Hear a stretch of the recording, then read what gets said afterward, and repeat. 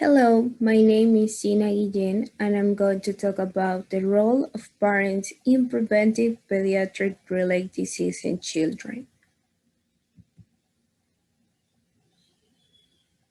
Definition: the promotion of good nutrition and regular physical activity are major factors in fighting the pediatric related disease in children.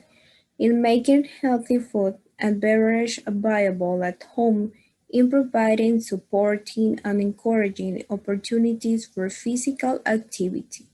Parents can influence their children's behavior.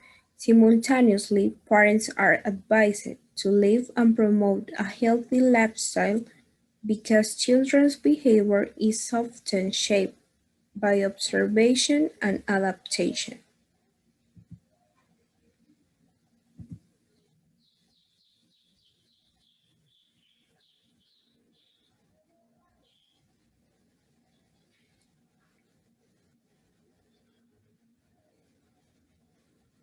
Our next question. Apart from the genetic component of childhood obesity, what do we know about parents' role in influencing their children's weights? Parents can play an essential role through two key practices: protecting the home environment and modeling. Protecting the home environment simply means that if it doesn't support health, don't bring it in the home. Go out for an ice cream once in a while and make it a celebration. But remember, you can say no once to your child when she asks you to buy a carton of ice cream in the supermarket, or you can try to say no every night when she nags you for it if that carton is sitting in the freezer. And modeling, the other key parenting practice, is the natural way that children learn from their parents. Research shows that if parents eat right and get active, so will their children. However, the opposite is also true. If you don't do it, they won't do it.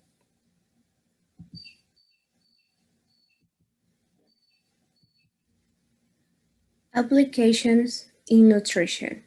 Breastfeed exclusive for the first 6 months of life.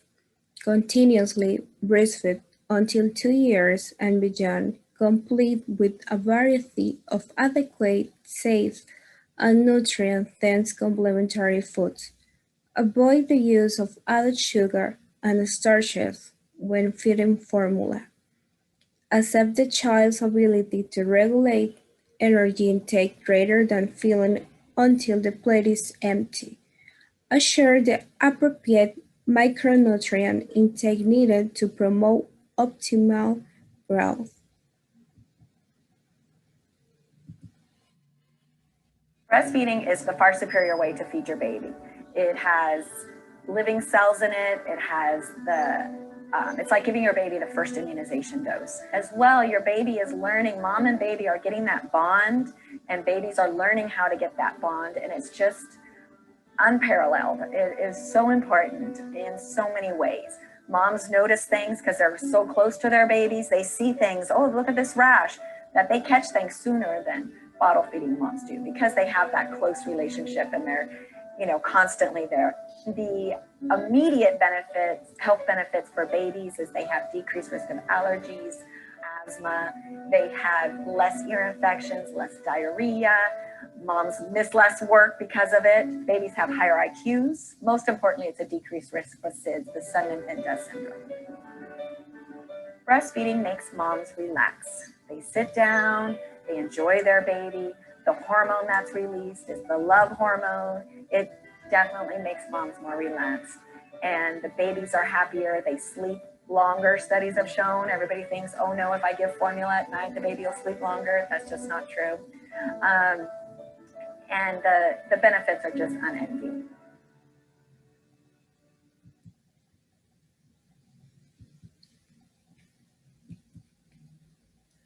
Pros and cons.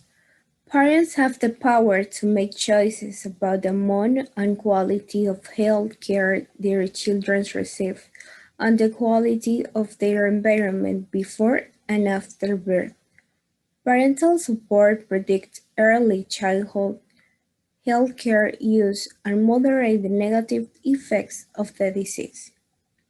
Parents may struggle to manage their child's health and their own emotions, contributing to poor health outcomes for the family.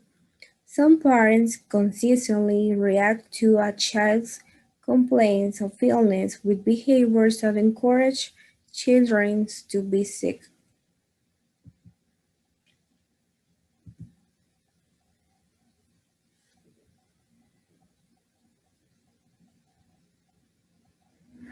I think that when a family approaches me with their fear of regrets, I think that that's a very normal process to go through. We're all wondering, are we making the right decisions with our children on a regular basis, never mind a sick child who has a life-limiting illness. I think that being able to allow the families to ask questions and encouraging them to go for second opinions or go back to their medical team and talk a little bit more about their decision making, I think is an important intervention to provide our parents. I think that also being able to allow them to know that they can bring someone else with them to a doctor's appointment, to be able to be the ears for them, to be able to hear the things that the doctors are talking about, so that sometimes coming back, you might be able to bring that question back. For example, I'm going to Boston Children's Hospital tomorrow, to be able to sit with a family during their appointment with their doctor about how they're going to treat their daughter's new diagnosis. Now, that family member is not only just getting that new diagnosis, but now they're whirling with what the diagnosis means, what their future means, and how are they going to treat it. They're not going to hear every single thing that the doctor and the team is telling them. Having a supportive person, whether it be a team member or a family member next to you, that can be that person to just sit and hear what the doctors have to say, take the emotions out of it and hear what they have to say and bring that home to that family, allows the family to really process what the doctor said and be able to make a good decision. I think that also just being able to educate the family on the pros and cons of their decision can help them with their regrets. I think that the biggest regrets that we have is when we go into a decision without having all of the information. And being able to get all that information and what it truly means, not in general, but for your child, being able to say, what does this mean for my child, is an important intervention for families to be able to remember, because they want what's best for their child and be able to educate them on their options so that they can make good decisions.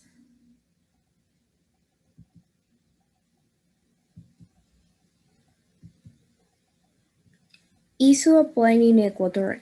Ecuador, like other Latin American countries, has experienced a nutrition transition and a high prevalence of childhood caries.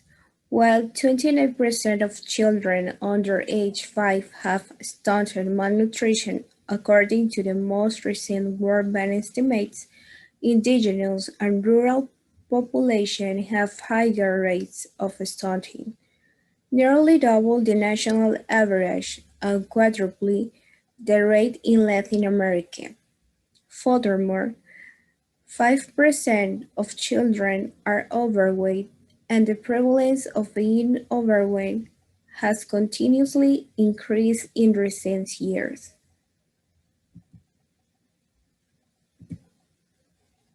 Around the world struggle through their day without enough to eat. That's over 800 million people, nearly 3 times the population of the United States going hungry. So at the United Nations Habitat Conference in Quito in Ecuador, they're focusing on nutrition. Now, TRT World's Sean Dubinsky has been to one project in the city that's already tackling the problem. It's a heavy burden to bear, but for many mothers in Quito, this is the only way they can work and look after their children. They're part of the city's impoverished underbelly, and many lack access to the food they need. More than a quarter of children in the Ecuadorian capital suffer from severe malnutrition. Studies show that getting access to the right kind of food in the first 5 years of life is pivotal for a child's development, and without it, they're unlikely to reach their full potential. One project aiming to improve nutrition for young children is Patronato. Since it began a few years ago, more than 2,000 children have been enrolled. When a child comes in, we first check on their mood and their physical condition. We give them breakfast based on a diet designed by a nutritionist. They have 4 meals a day, as well as a solid and a liquid snack. The project also acts as an informal preschool with activities to stimulate their minds. Patronato wants to extend the scheme to help a further 6,000 children in Quito, and it has the financial backing of the City Hall to the tune of $39 million over 5 years. Creemos en una ciudad con igualdad de oportunidades. Creemos en We believe in a city of equal opportunities. We believe in filling the current gaps, and that is only possible if we start from the youngest generation. It means their mothers can go out and work, but we also see this scheme as an investment in the future of the city. representa un beneficio para la comunidad porque se sienten. While the focus is on the children, it's also increased opportunities for their mothers. I've been able to go back to work because my son is here in the day. I can earn an income for me and my family and improve our situation. Projects like this are being held up as examples of how cities can tackle malnutrition, one of the issues on the table at the UN's Habitat 3 conference in Quito. And with 795 million people in the world without enough food to eat, it's clear action is needed urgently. Charlotte Dubinsky, TRT World, Quito, Ecuador.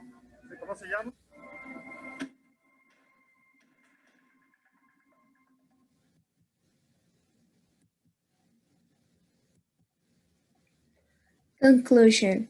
Parents play a critical role at home in preventing childhood disease, with their role changing at different stages of their child's development.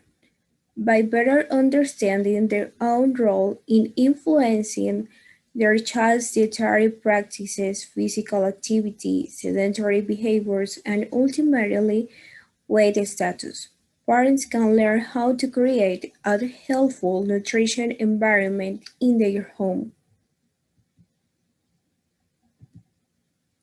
Obesity can exist side by side in the same country, home, or even person. Foods high in sugars, salt, and/or unhealthy fats are leading to unhealthy diets and are one reason why children may not be growing healthily, while causing other people to develop overweight or obesity. The consumption of unhealthy diets is heavily influenced by marketing. Easy access is fueling this new nutrition reality, but thankfully, change towards a healthier future is possible. By having a sustainable, healthy diet made up of a variety of foods that are safe for consumption, we can promote health and have better abilities to fight illness. How do we do this? Good nutrition for women during pregnancy and for children in their first 1,000 days of life, including breastfeeding, sets them up for healthy adulthood and future generations. We should eat more fresh fruits and vegetables, whole grains, pulses, nuts, and seeds, and less sugary drinks and foods high in sugars, salt, and unhealthy fats. The less of these foods we buy, the more the food industry will be encouraged to produce foods that contribute to healthy diets. We can also call on our leaders to make the right decisions so that every person, everywhere, can afford and access good nutrition. When people like you and me, industries and governments work together to make positive changes, we can create a healthier world.